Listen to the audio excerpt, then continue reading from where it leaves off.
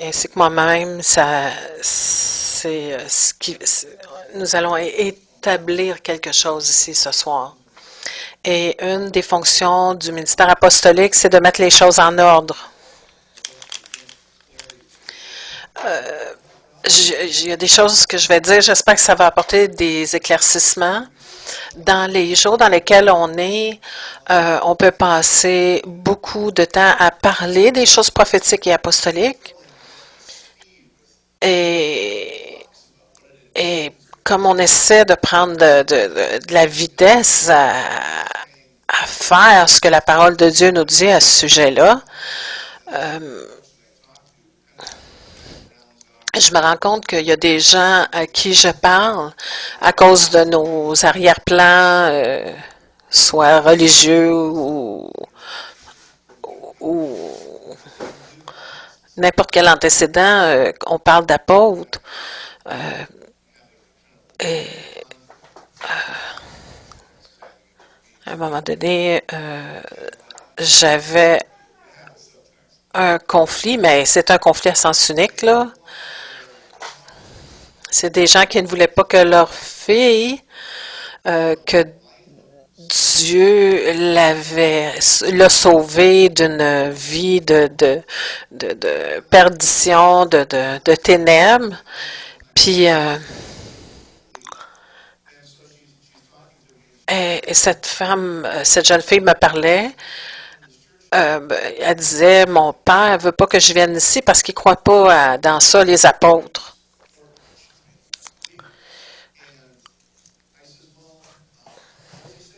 Et je lui ai demandé, qu'est-ce qu'il dit à propos de ça?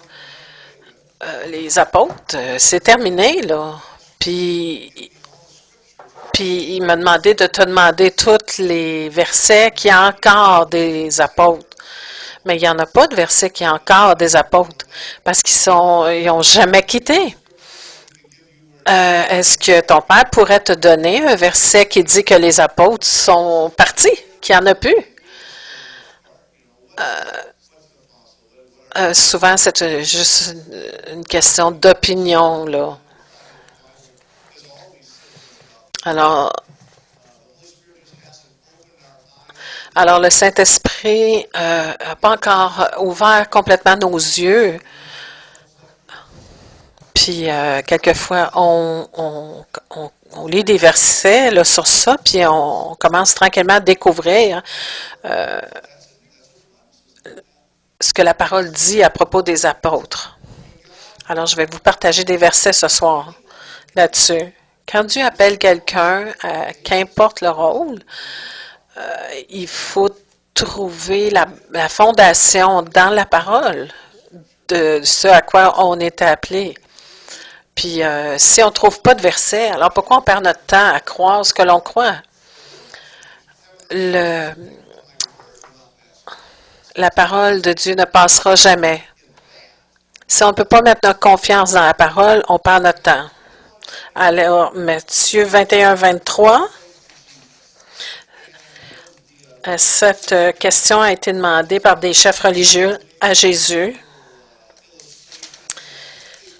Il venait de donner l'illustration de le figuier, puis si vous croyez, alors vous pouvez déplacer les montagnes, puis vous pouvez faire sécher le figuier. Puis le lendemain, les chefs religieux, ils demandent par quelle autorité là, que tu dis et fais ces choses. Puis Jésus lui répond, répondez à ma question, puis je vais répondre à la vôtre. Il dit, est-ce que le baptême de Jean est de Dieu ou des hommes?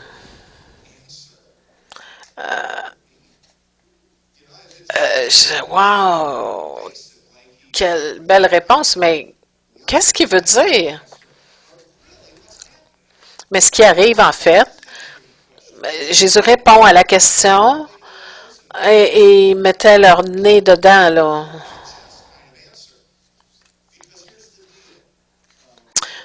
Voici vraiment la question. Qui est Jean? Jean était l'aîné, au-delà de 30 ans, capable de marcher dans son héritage. Il était un des fils du grand prêtre. Alors, il pouvait commencer son ministère. Alors, il était un rabbin prouvé, éprouvé. Alors, il pouvait être dans son ministère.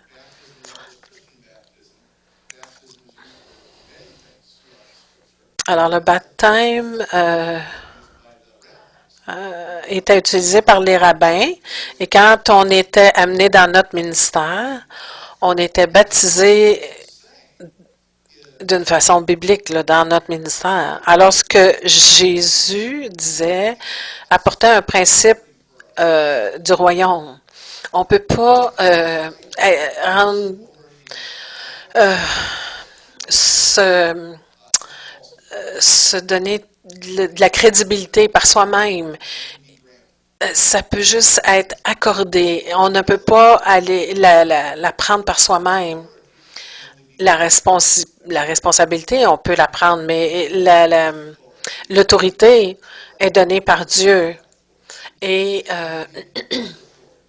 et la façon de prouver qu'on est digne d'autorité, c'est d'être sous une autorité. Alors Jésus a dit, j'aimerais être baptisé. Puis Jean, il dit, je pense que c'est toi qui devrais me baptiser. Oui, c'est vrai que... Oui, pourquoi Jésus n'a pas baptisé Jean? Parce qu'il y a le principe de l'autorité dans l'Écriture. Jésus se soumettait dans le royaume, là. C'est un ordre du royaume. Il se soumettait lui-même. Puis Jean, il dit non, il dit, je pense que c'est toi qui devrais me baptiser. Mais Jésus, il lui permet afin que la justice s'accomplisse dans l'alignement selon les principes du royaume.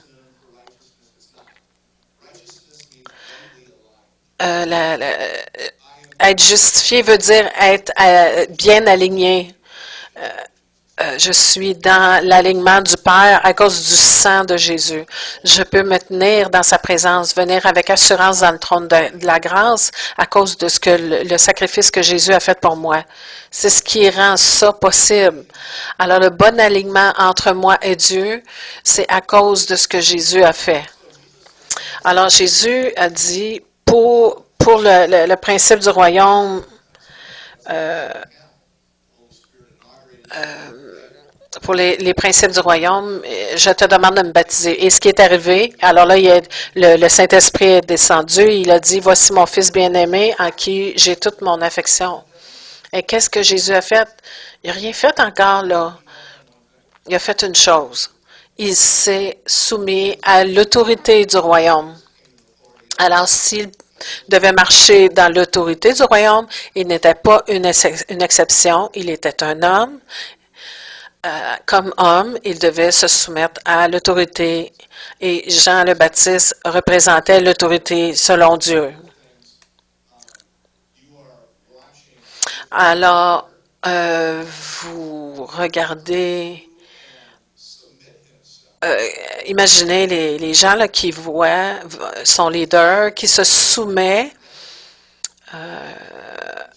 Alors, les choses ne peuvent pas être faites d'une façon aléatoire ou comme on veut. Il faut faire les choses selon la façon de Dieu et le plus vite possible quand on sait comment faire. Ce n'est pas de poursuivre l'autorité. Pasteur Dave, il cherche pas l'autorité, là. Il cherche pas à avoir plus d'autorité. Il fait pas de pétition pour ça, là. Il y a une plus grosse cible dans mon dos, là. Alors, il démontre exactement le bon cœur. Puis, une des choses qui rend ça agréable, c'est que ça fait au-dessus d'une vingtaine, 25 ans, 27 ans qu'on se connaît. Puis, c'est comme ça qu'il a toujours été. Des fois, lorsque la récompense devient plus grande, les gens oublient qui sont leurs amis, comment petit on peut être dans la grande image, le grand plan.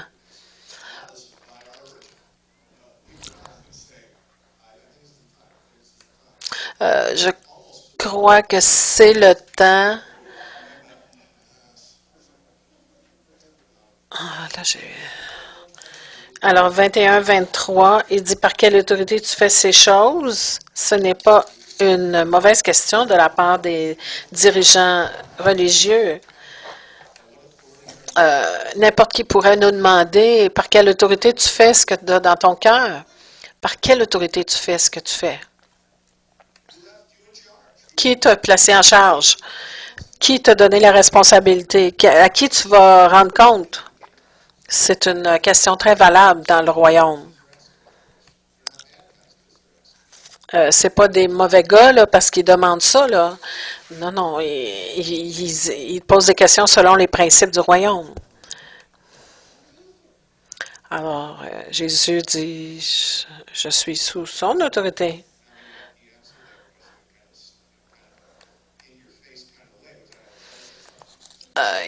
Jésus a une façon de répondre que j'aime beaucoup, là, qui est vraiment, il te confronte avec tes réalités.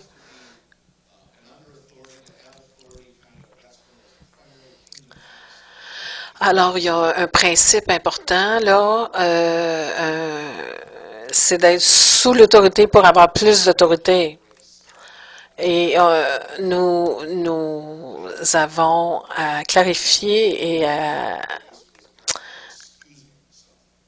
le mot de la grâce. Grâce ne veut pas dire que Dieu excuse les choses.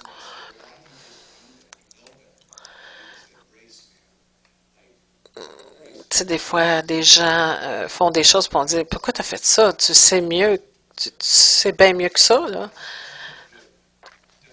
Mais c'est oui, mais on a la grâce de Dieu, mais c'est pas une bonne définition de la grâce. C'est pas sortir de prison gratuitement, là, puis pas aller en enfer. La grâce te donne la puissance de vivre la vie chrétienne. Et si tu échoues, c'est que tu n'as pas la grâce que tu as besoin d'avoir.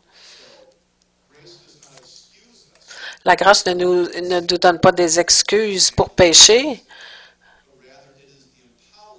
mais c'est la puissance pour vivre au-delà, au-dessus du péché, de maîtriser, de devenir maître sur le péché. Alors la grâce n'est pas, c'est pas plus facile. Il y en a qui disent c'est facile la grâce, je fais juste essayer puis c'est correct là. Non. Est-ce qu'il y en a qui sont mariés ici? Est-ce que votre conjoint ou conjointe, est-ce que essayer c'est assez?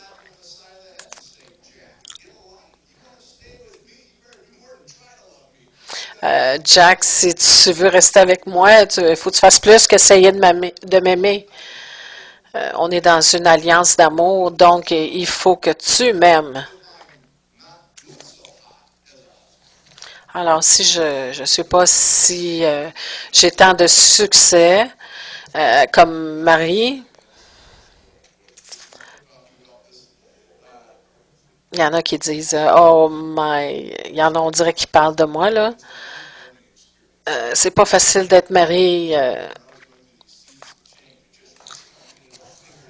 Il dit, les femmes, il dit, vous traversez des périodes de changement et comme on commence à comprendre où vous en êtes, vous changez de... Alors, combien on a besoin de grâce pour vivre notre vie chrétienne? On a besoin de grâce à tous les jours pour réussir dans notre mariage ou dans tout ce on entreprend. Éphésiens 4.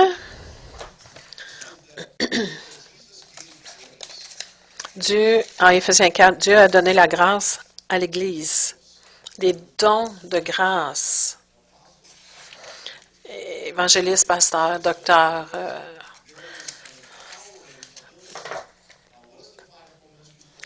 qu'est-ce que les 5 dons ministères doivent faire? Ils doivent équiper l'Église pour l'œuvre du ministère. Et encore une fois, le mot grâce vient quand on parle des apôtres. 4:11. Acte 11:23. On a l'histoire d'un réveil qu'il y a à Antioche.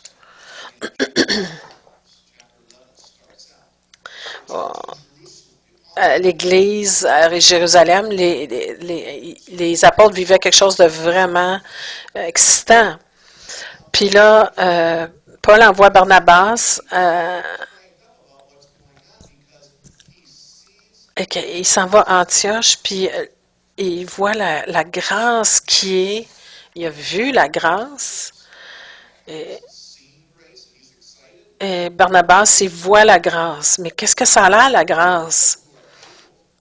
Que quand vous voyez des gens qui ont été équipés pour faire ce à quoi ils sont appelés, alors vous voyez, vous pouvez faire la différence entre qui est prêt et qui joue des jeux.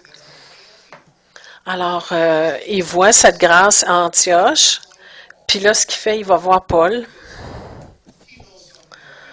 parce qu'il sait quelque chose qu'on ne sait pas. Une des fonctions de l'apostolique, c'est d'aligner la grâce pour les buts de Dieu. Alors, à Antioche, il voit ce noyau, ce nucléus pour toucher le monde. Ça va exploser sur la planète. Et il y a des choses les plus grandes qui vont se passer là. Puis là, Barnabas, il voit ça. Cette personne avec qui j'ai grandi.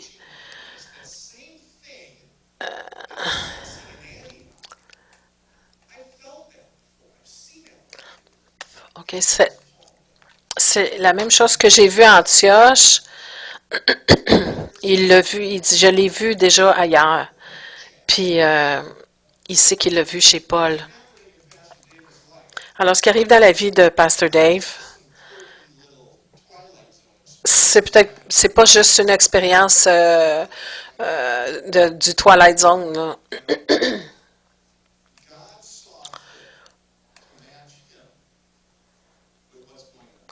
Alors, Dieu a vu que ça concordait avec ce qui se passe ici, là. C'est pas juste les planètes qui s'alignent, là. C'est pas une expérience du nouvel âge, là.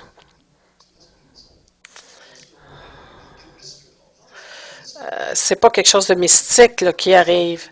C'est orchestré par Dieu pour les buts du royaume.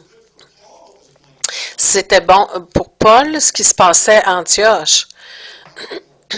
Mais il y avait beaucoup plus de monde d'impliqués à Antioche que Paul.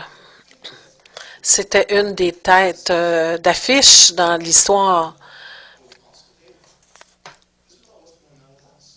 C'est pas à propos de ce qui se passe avec Pastor Dave, c'est à propos de ce qui se passe avec chacun de nous. Alors, c'est ce qui se passe ici, là, se passe un peu partout à travers le monde. On sent cette grâce, il y a une unité, une union, un alignement de buts du royaume qui s'alignent. Et nous sommes privilégiés de faire partie de ceci. Quand cette ordination ou commission,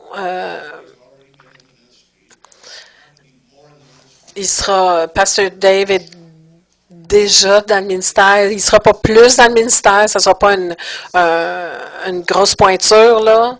C'est...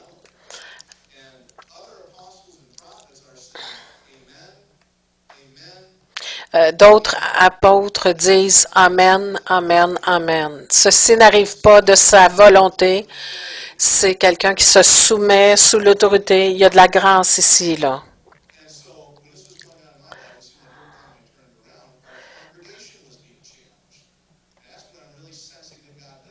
À chaque fois que ça, à chaque fois qu'il y a quelque chose de comme ça qui arrive dans ma congrégation, Dieu nous met au défi.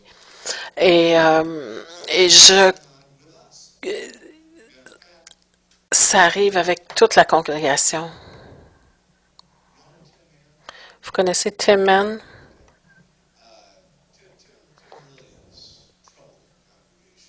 Tim a vraiment perturbé notre congrégation, mais d'une bonne façon.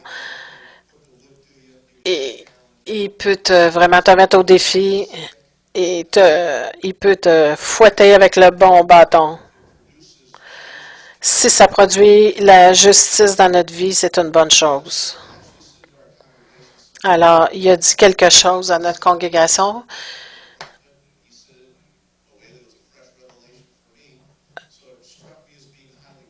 Alors, il a dit, c'est le prophète qui l'a dit. Je n'essaierai pas de le dire comme lui parce que je serais pathétique et non prophétique.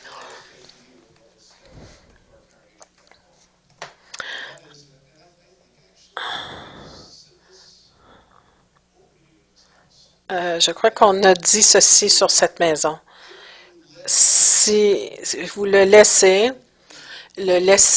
être ce que Dieu lui appelle à être, vous allez le garder. Mais si vous devenez un obstacle ou le restreignez, Dieu il va quand même faire ce qu'il a à faire, mais vous allez perdre votre part. Vous allez le perdre. Parce que quelque chose de grâce, quelque chose du royaume va arriver. Quand Paul est allé et Barnabas sont allés en Antioche, ils étaient en ligne avec ce qui se passait. C'était pas arrivé avant. Barnabas revient avec Paul et ils font une équipe d'apostolides, comme des dirigeants apostoliques.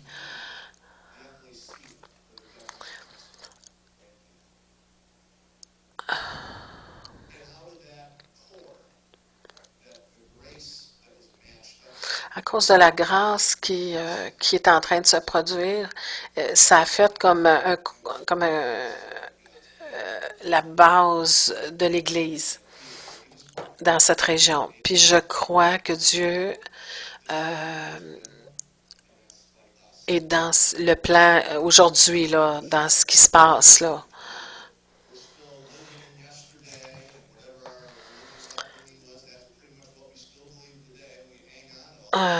Nous vivons encore dans nos structures du passé. Puis là, on va avoir une percée. Puis là, c'est tellement important d'avoir des percées parce que Dieu nous aligne pour ses buts. Parce que Jésus va avoir son témoignage dans toutes les régions de la terre. Parce que Jésus va régner. Et Dieu est déterminé à ce que Jésus règne et nous sommes privilégiés de faire partie de ce plan. Et si nous nous enlignons dans ce plan, on va en profiter. Mais si on ne le fait pas, on va être perdant là-dedans. Ça va être triste. Ça fait tellement longtemps qu'on est en développement de ça. Pourquoi on choisirait d'être un empêchement? Comme un bâton dans la roue. Je vais vous encourager comme congrégation. Quand il y a des choses qui arrivent à des gens qui sont dans le ministère avec nous, je crois que c'est la clé ici. Il faut changer notre vocabulaire. Je fais pas partie du ministère. Je ne vais pas à leur ministère. Nous sommes le ministère. Chacun de nous, tous ensemble. Tout ça ici, c'est destiné. C'est pas la bâtisse, là. C'est pas les chaises. C'est nous, la destinée, l'Église.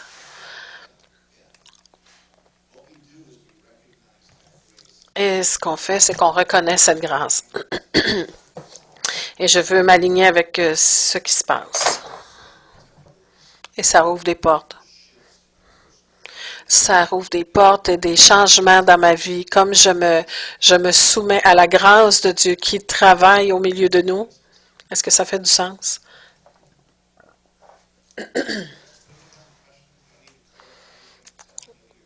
Est-ce qu'il y en a qui ont des questions?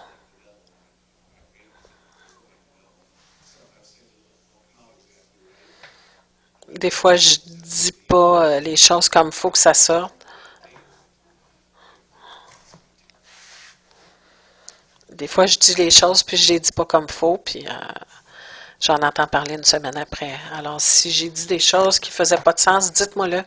Est-ce qu'on est dans la bonne track, là? On est dans la bonne voie, là?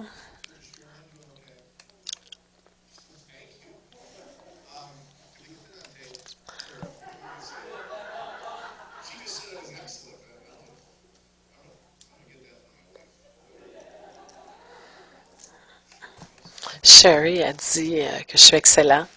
Donc, je veux entendre ça. Je veux que ma femme entende ça.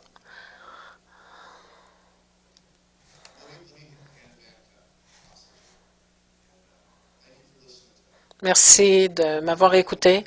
Si vous avez besoin que je clarifie quelque chose, on peut le faire. Alors, on est excités pour lui. Ça, c'est très important. Mais je suis aussi dans l'attente de quelque chose pour destiner.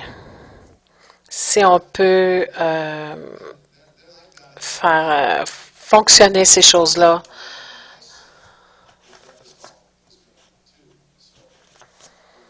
je veux m'aligner moi aussi dans, dans, dans ce qui doit être fait ici.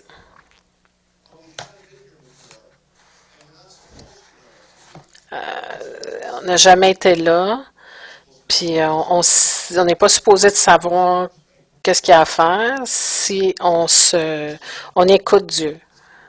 Alors, consacrons-nous à Dieu.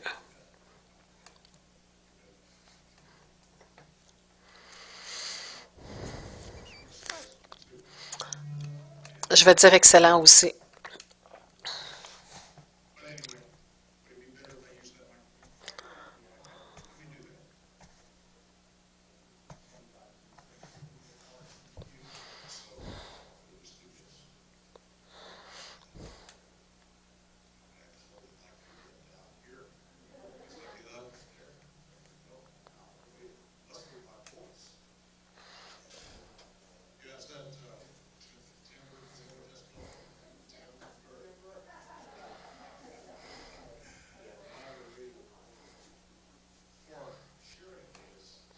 Pour Sherry, moi, c'est vraiment un honneur de faire partie de ce que nous faisons ce soir.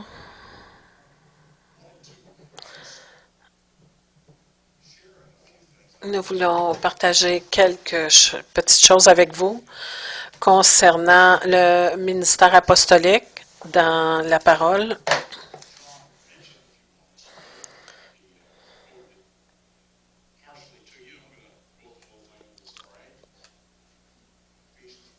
Éphésiens 4, 11.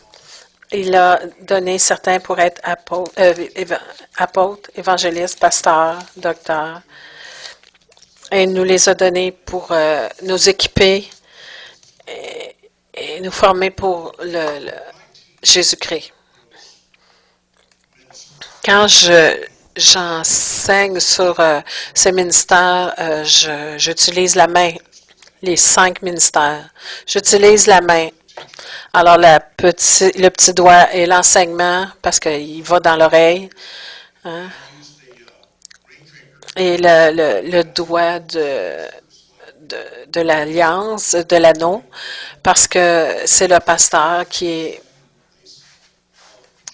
parce qu'il se tient à la place de Jésus, comme l'époux. Alors, le plus grand des doigts pour l'évangéliste, le doigt qui est le plus long, qui s'en va vers le monde pour persuader les gens Et l'index qui représente le prophète et le pouce qui est l'apôtre. Alors, l'apôtre est le seul doigt qui touche à tous les autres doigts. Alors, ça fait partie du ministère apostolique. Pas juste être capable, pas juste être capable de faire le travail d'apôtre, mais de rejoindre, de toucher tous les autres ministères. On va imposer les mains à notre frère et on va le bénir. Et une partie de cette bénédiction, c'est de confirmer la grâce que notre frère Jean parlait tantôt, parce que je crois que ça fait partie de l'autorité.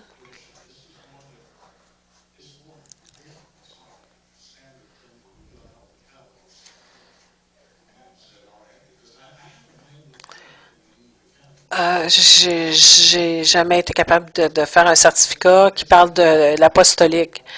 Je crois que les gens ne croient pas au ministère apostolique. Alors, j'ai fait un certificat. Ceci certifie que David Hibbert est appelé et mis à part comme apôtre pour Jésus-Christ, envoyé pour proclamer l'Évangile de Dieu. Alors, ça fait partie de chacun de nos ministères de proclamer le royaume de Jésus-Christ, étendre les frontières du royaume de Dieu, établir des églises du gouvernement de Dieu dans l'Église, sur la terre. Et j'ai eu une conversation cet après-midi. Des choses que David m'a parlé à propos des groupes de maisons que Dieu veut faire. Ça, c'est étendre les limites du royaume de Dieu, établir le royaume de Dieu, ordonner des ministères. Je crois que ça fait partie du ministère apostolique, d'établir d'autres ministères. Comme ancien, de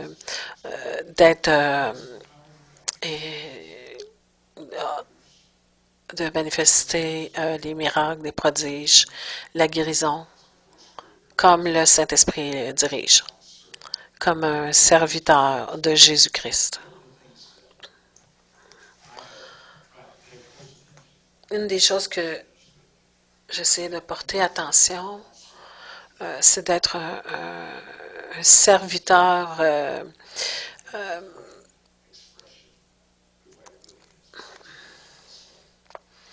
un serviteur, c'est vraiment un esclave.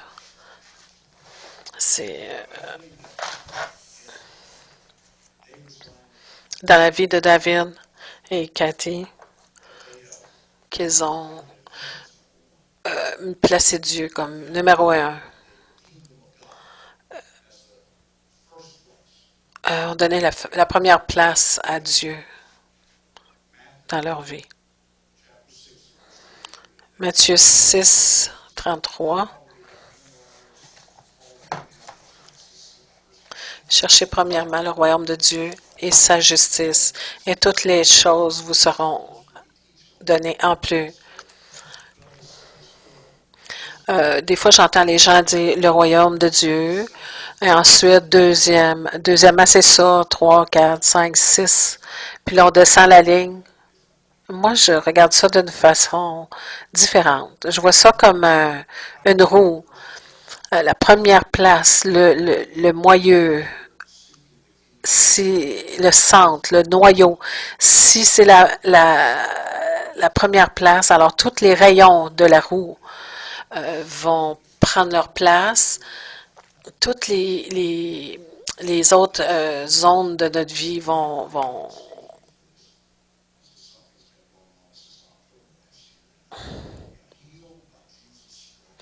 quelque chose qui se passe depuis octobre passé.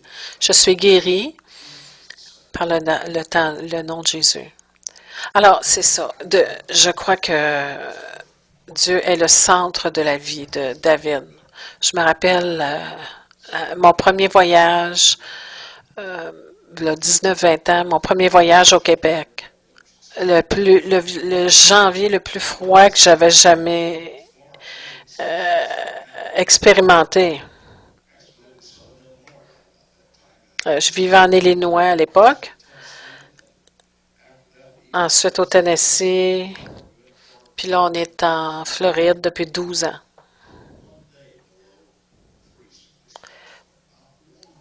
Pas une journée en bas du point de congélation. Ah ouais, notre premier voyage ici, ça a été l'hiver le plus froid que j'ai jamais connu.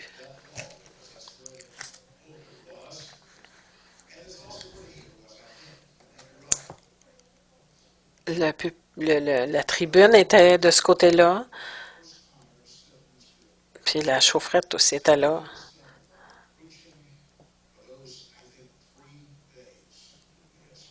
On a fait des services, des réunions pendant 3 jours, puis je regardais ce que Dieu faisait. Par le ministère, je le voyais, là, ce que Dieu faisait. C'est une chose que je fais. Mais je regardais d'autres choses aussi. Il y a 19-20 ans,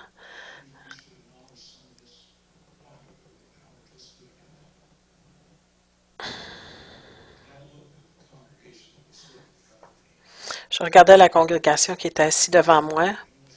J'ai vu une église anglaise qui était pleine de personnes parler français, au point où il fallait traduire en français.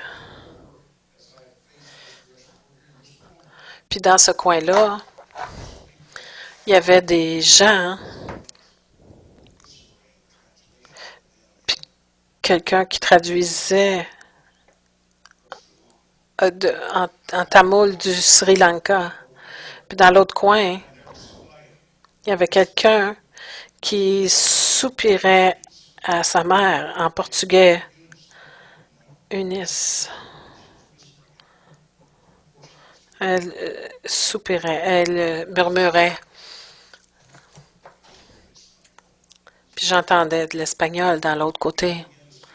Puis Dieu a commencé à me parler à ce moment-là. Même si c'est une église, premièrement, anglophone,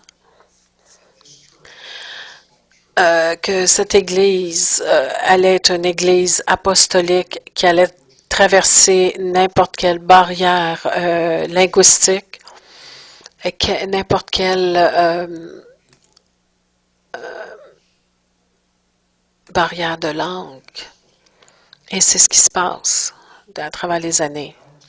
Et je veux vous dire que ça m'a béni. À chaque fois qu'on rentre dans cette maison, de voir la nécessité de faire ces choses-là, d'avoir plusieurs langues, plusieurs groupes représentés dans cette maison. C'est vraiment un ministère apostolique pour moi, ça, de chercher à rejoindre. Et quand j'entendais cet après-midi parler des groupes maisons, de toucher différentes villes, alors mon cœur tressaille de joie parce que ça fait partie du ministère apostolique. Et je vous honore de suivre cet homme et cette femme de cette façon. Une des choses que vous allez aussi voir, c'est que cet homme va devenir, comme j'ai dit tantôt, le pouce est le seul doigt qui touche à tous les doigts, tous les autres doigts.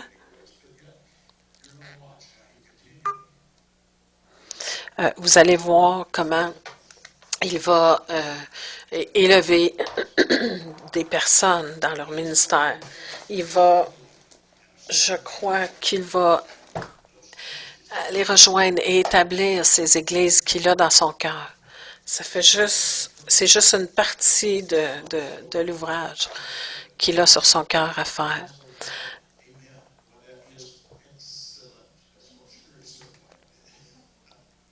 Quand j'écoutais John parler tantôt, je trouvais, oui, effectivement, que c'était excellent quand il parlait de la description de David. Je le vois imposer les mains à d'autres hommes et femmes et les envoyant. Ça fait partie du travail apostolique. Des fois, c'est l'apôtre va, mais des fois, il envoie. Une des définitions dans le grec de apôtre, c'est un qui est envoyé comme un représentant à un autre gouvernement. Je crois que vous allez envoyer des gens pour représenter ce que Dieu est en train de faire dans cette maison, dans d'autres places, pour toucher d'autres personnes, d'autres gouvernements apostoliques, d'autres places où Dieu veut apporter des connexions pour le corps de Christ. Je crois que ça fait partie de l'appel aussi.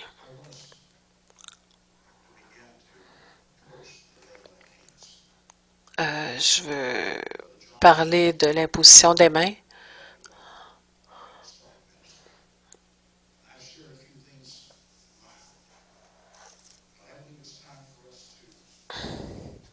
Bon, j'ai partagé des choses, mais je crois que là, on est rendu au temps où c'est le temps d'imposer les mains. Cette commission qu'on est en train de faire, qu'on va faire, c'est premièrement pour notre frère.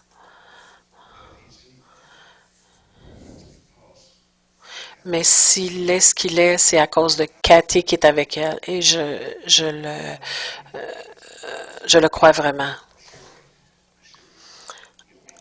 Ah, je connais Cathy à cause de Sherry, ma femme. Qu'importe qui nous sommes qui nous sommes à cause de notre partenaire. Même si spécifiquement on l'établit dans le ministère apostolique, on va lui imposer les mains à elle aussi. C'est impossible d'avoir un homme dans cette position, un mari dans cette position et ne pas le supporter là-dedans. Alors, on va leur imposer les mains. Sherry, David, John et moi. Et nous allons nous tenir ici.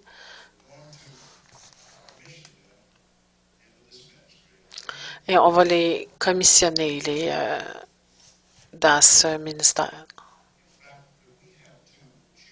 Est-ce qu'on peut avoir 2 chaises? J'aimerais qu'elles s'assoient.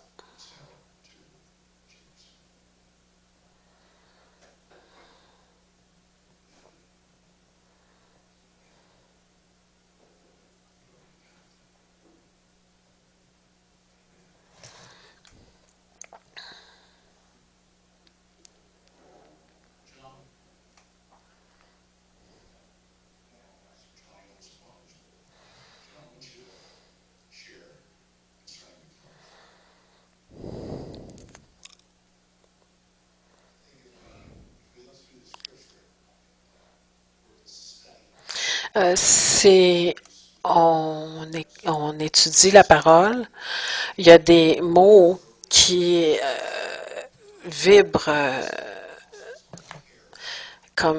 qui parlent de la grâce que les apôtres doivent avoir marché dans la grâce.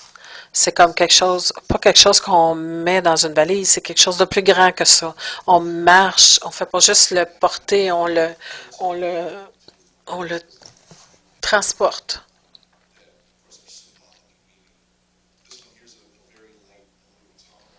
Il y en a une qui est vraiment bleu pâle. Elle a l'air grise, mais elle est bleu pâle.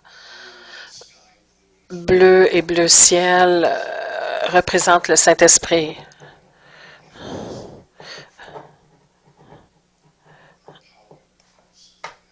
Notre puissance vient du ciel. Et quand on regarde les apôtres dans l'Écriture, ils étaient vraiment dépendants du Saint-Esprit. Et ça fait partie de... Il ne faut jamais oublier à qui, appartient cette Église. C'est le Saint-Esprit. Et si on n'est pas rempli du Saint-Esprit,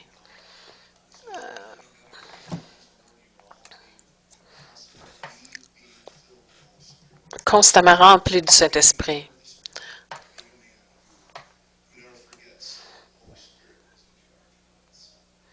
le Saint-Esprit est en charge, non, pas nous. Vers, nature, paix. On doit être des ouvriers de paix.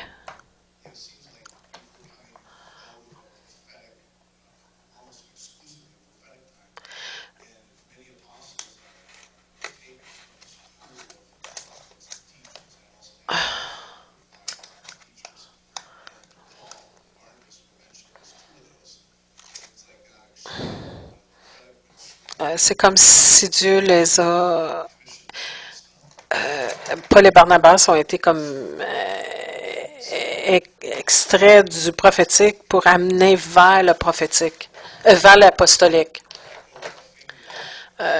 Et tu as vraiment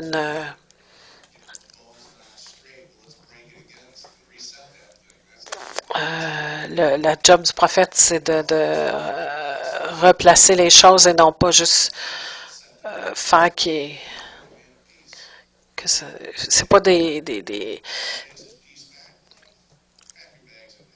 c'est des gens qui vont exposer les choses.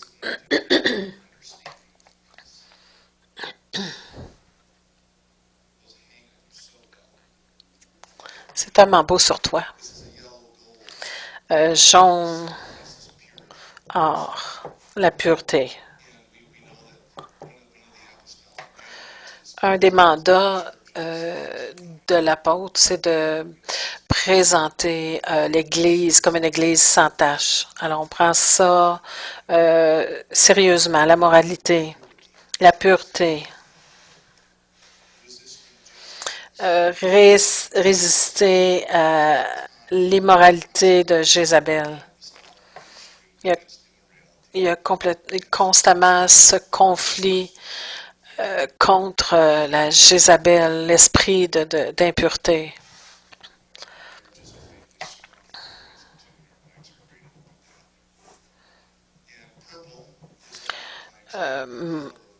Mauve, la royauté.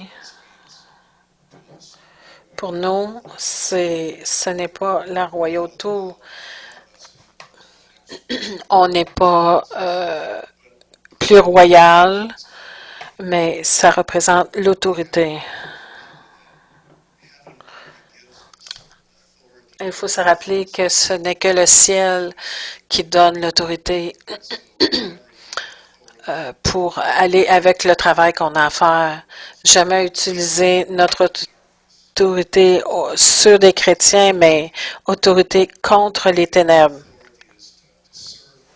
Puis servir. Servir et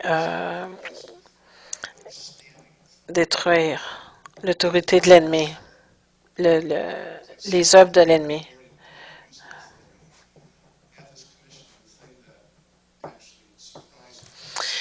Dans des services comme ça, ce qui me surprend le plus, moi je suis genre à dire, on peut-tu arrêter d'en parler, on le fait-tu? On peut-tu faire ce qu'on dit? Puis les gens à qui je suis soumis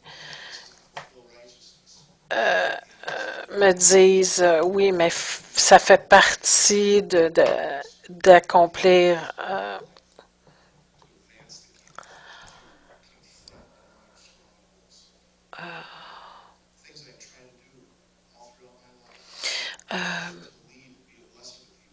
des choses que j'ai essayé toute ma vie de faire, des choses que j'ai essayé de faire toute ma vie. Il y a une autorité maintenant qui est différente. Les portes s'ouvrent pour moi. Des choses où avant, il fallait que je défonce des portes, maintenant, les portes ouvrent toutes seules.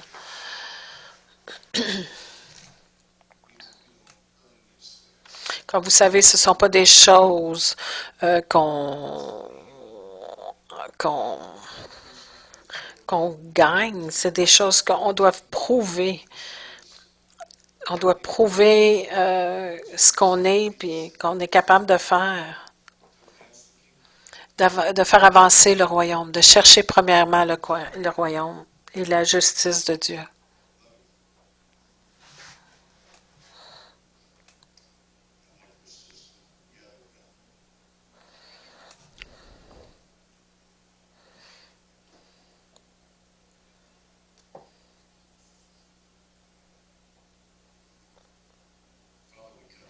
Père, on vient à toi.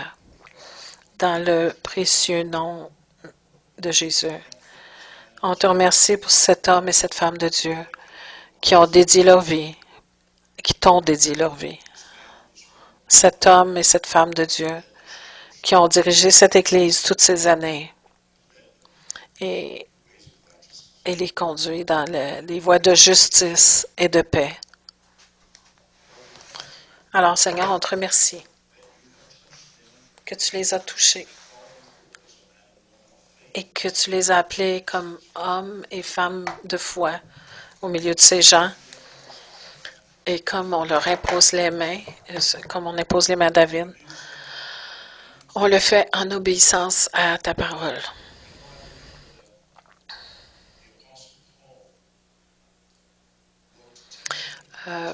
Paul a écrit à Timothée à Tite, et leur parlant à ces deux jeunes hommes concernant l'appel sur leur vie. Et il a dit à Tite d'aller partout et d'aller établir des anciens et toutes les choses que Dieu lui avait demandé de faire. Puis il a écrit à Timothée,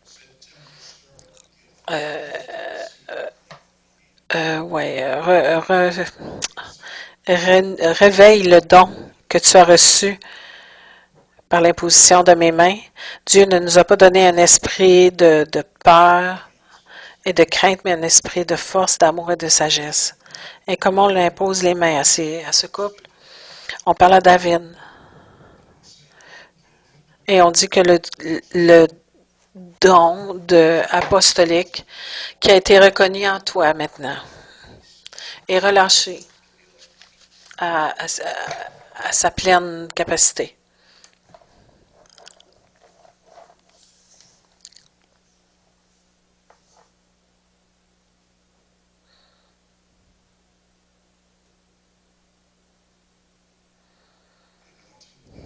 L'onction de Dieu est sur vous. Et l'Esprit dit, Fils, ma main est étendue et je t'ai touché,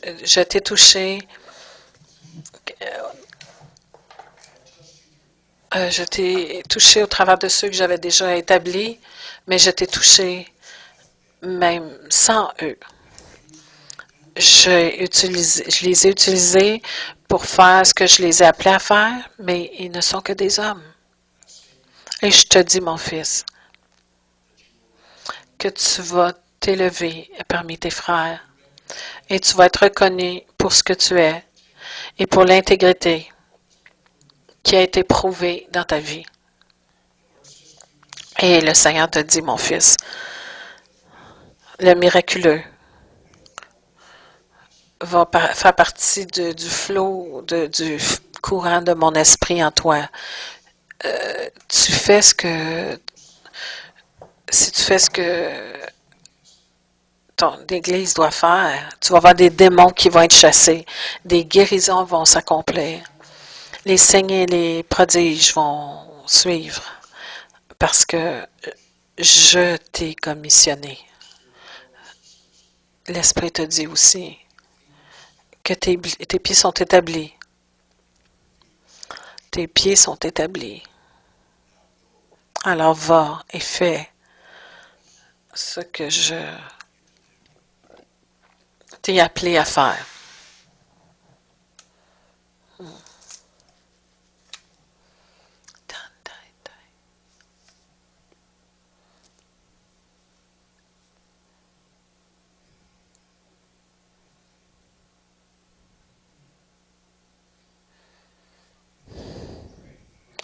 Avant de prier, je veux partager de la sagesse pratique.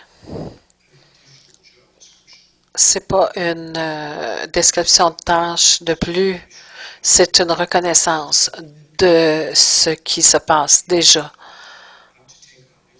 De ne pas prendre de nouvelles choses, mais d'ajuster les choses de la façon que tu les fais. De ne pas en faire plus, mais de le faire différemment. À cause de la reconnaissance de cet appel. Je pense à un verset de Juge dans l'histoire de Gédéon. Et l'Esprit de Dieu est venu sur Gédéon et il a sonné la trompette et il a envoyé les troupes. Et tu ne dois pas faire ces choses toute seule. Toi, tu es appelé à sonner la trompette et les gens vont travailler autour de toi. Que ton esprit soit relâché sur lui et qu'il ait des occasions et plein d'occasions de sonner la trompette. Que tu lui donnes les stratégies divines pour s'ajuster du comment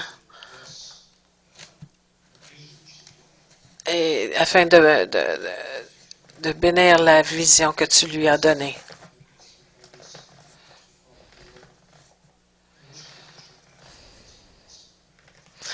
Parce qu'il choisit de suivre ce que tu lui donnes. Ouvre sa pensée, son cœur, son intelligence. Seigneur veut que je te rappelle que ce défi de bouger dans l'apostolique, c'est pas juste pour cette Église, mais pour toute l'Église dans cette région. L'apostolique apporte la stabilité.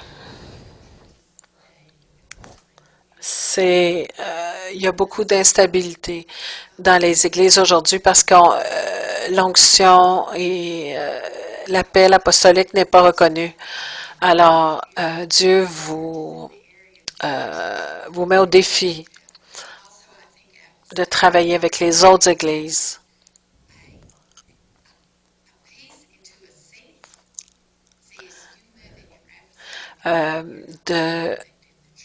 Ceci va amener la paix dans la ville aussi. Ça fait partie de la responsabilité du ministère, de l'appel apostolique.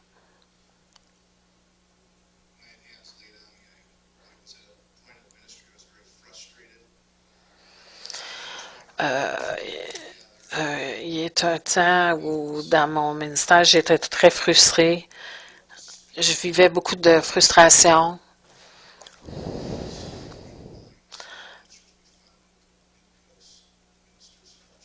Puis on a fondé une fraternité en 89. Je n'allais même plus aux rencontres. J'étais trop frustrée à cause du désordre. Puis des pasteurs qui se réunissaient pour rire, tout simplement. Puis j'étais le gars prophétique pour eux qui devait, pour eux, qui faisait des folies le dimanche matin.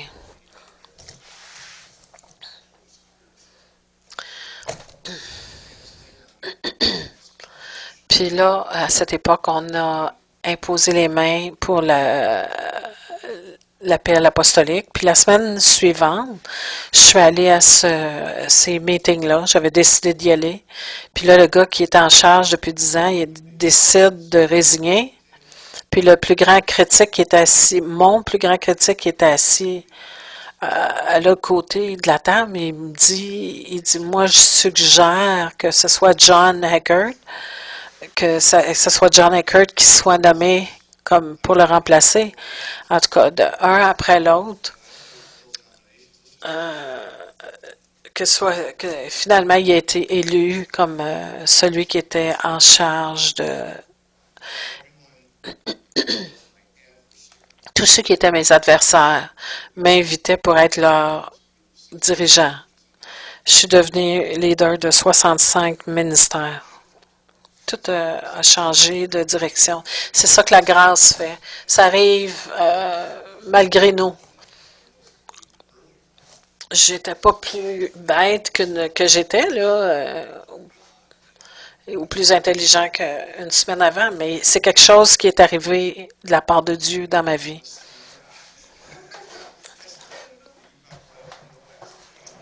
Puis là, je voulais pas dire oui, là, mais c'était le temps de Dieu. Je devais m'aligner avec la grâce qui travaillait dans ma vie, qui changeait dans ma vie.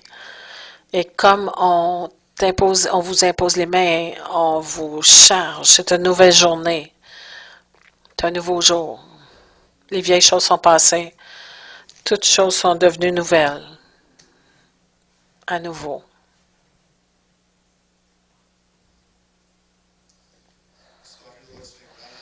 J'entends Dieu dire, lève-toi, homme de Dieu. Vas-y encore. C'est le baseball. C'est un autre joute. Prépare-toi à frapper.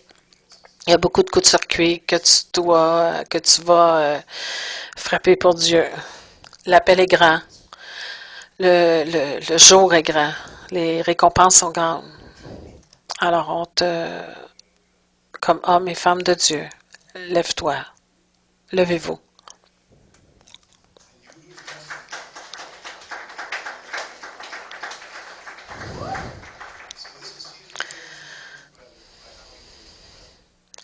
Celui qui juge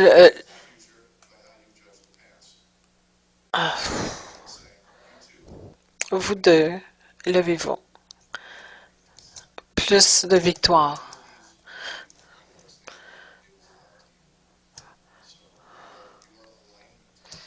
Votre alignement avec la grâce qui est relâchée dans vos vies, tu ne seras pas juste son aide.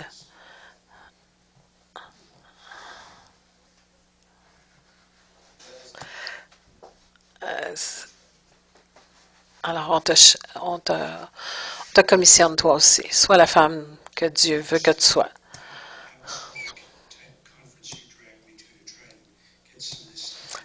La première fois que tu m'as attiré dans une conférence prophétique,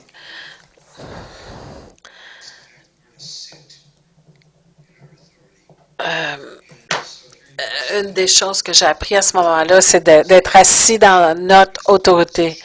Assis est une position beaucoup plus de repos que de courir à la console de son et tout ça. Apprends à être assis. Je veux partager quelque chose. Ce que l'apostolique veut dire. Il y a quelques années, on a reçu un appel et un de nos fils dans le ministère est décédé d'une crise de cœur. Et nous sentions que c'est important d'être là. On était à cette église-là. On était comme des apôtres. On est des apôtres pour cette église-là depuis 30 ans. Alors, on a réarrangé tout notre horaire, puis on est allé faire le service. C'est comme si grand-papa et puis grand-maman étaient là. Et plusieurs dans la congrégation ont dit, nous sommes tellement contents que vous soyez là, parce que ça leur a donné de l'espoir. Grand-père et grand-mère sont encore là, tout est correct. Et c'est ce que l'apostolique fait. Ça donne de la confiance, de l'assurance que tout va bien aller. Je vais vous présenter à vos gens, apôtre David Hibbert et sa précieuse femme.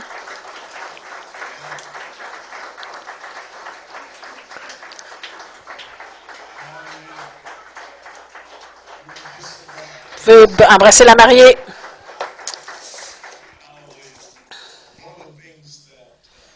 Une des choses que je veux partager avec toi, Cathy,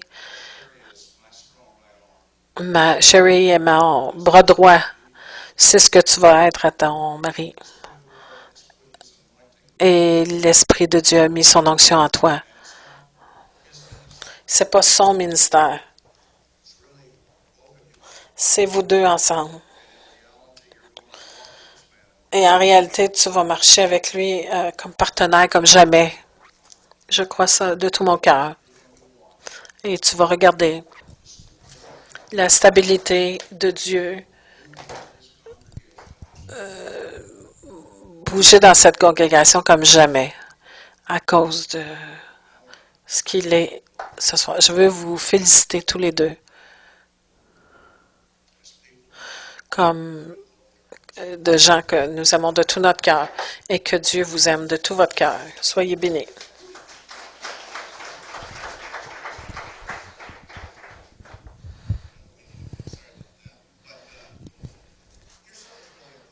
Il y a quelque chose ici de vraiment important. Comme apôtre, on ne choisirait pas ça de soi-même ou comme femme d'apôtre. Wow. Femme de pasteur, déjà, c'est grand. Je ne sais pas comment vous vous sentez à propos des titres.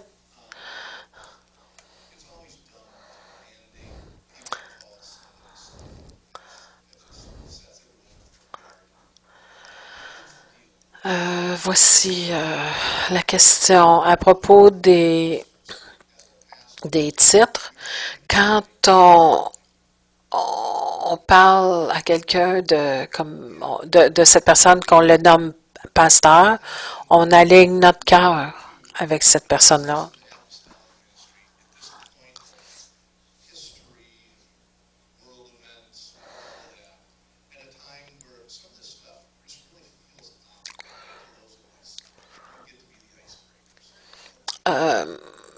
Dans ce temps de trouble et de grands changements, on se sent comme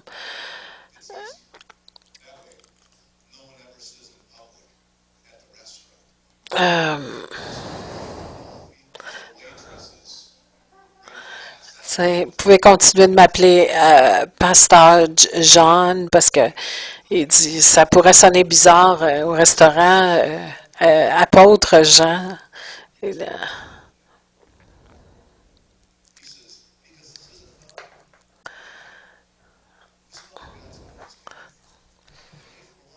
Il dit que lui, il n'aimait pas ça, se faire appeler Pasteur Jean, mais il dit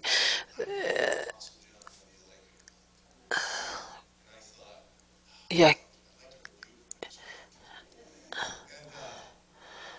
à propos de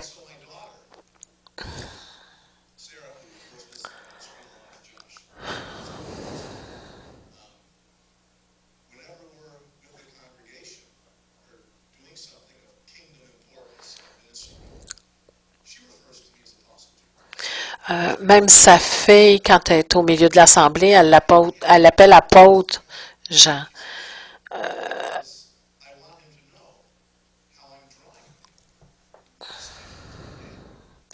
Puis il y en a qui disent comment ça que tu l'appelles apôtre Jean? Ben, c'est parce que là, c'est pas mon père, c'est mon leader spirituel, c'est apôtre Jean.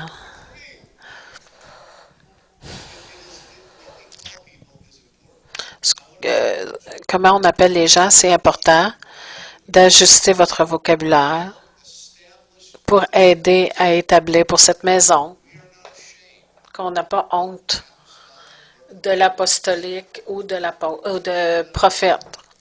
Surtout pas l'apostolique. il faut devenir confortable avec la réalité apostolique parce que nous sommes des gens apostoliques et c'est une église apostolique. Il est un apôtre.